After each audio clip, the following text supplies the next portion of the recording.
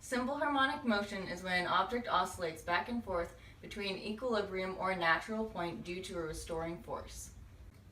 Clues to identifying if a problem is a simple harmonic motion problem if it includes pendulum or spring in the problem, or when problem says an object undergoes simple harmonic motion.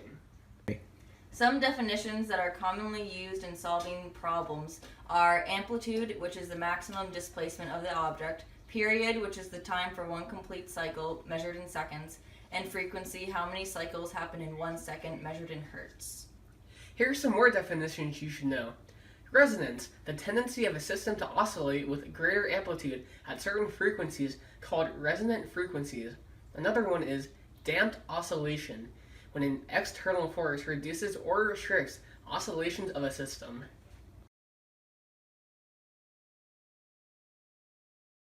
To approach a simple harmonic motion conceptual problem, you must understand how the values for displacement, velocity, acceleration, and force change as the location of the object changes. When the object is at equilibrium position, the displacement is at a minimum, the velocity is at a maximum, and the acceleration and force are at a minimum because the restoring force is 0. When the object's displacement is at a maximum, the velocity is at a minimum, and the acceleration and force are at a maximum because the restoring force wants to return it back to equilibrium position. When graphing the graph of an oscillator, you can choose between two equations. One equation is the amplitude times cosine of angular frequency times the period.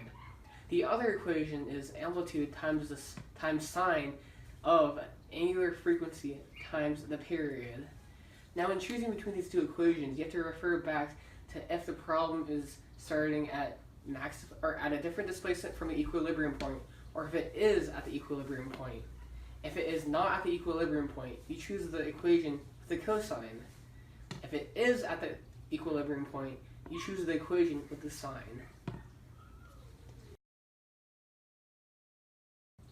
For experimental, the period of a pendulum is 2 pi root length over gravitational force. And the period of a spring is 2 pi root mass over spring constant. And for a pendulum, when you want to increase the period, you have to increase the length. And that will increase the period. And then when you want to decrease the period, you want to decrease the length of the pendulum.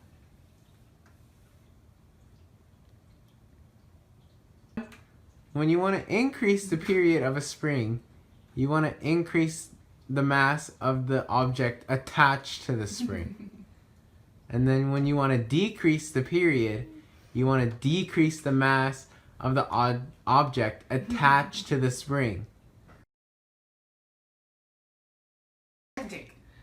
Here's an example of a spring calculation problem. A spring with a force constant of 65 newtons per meter is attached to a 0.5 kilogram mass. Assuming that the amplitude of the motion is 3.1 centimeters, determine the period.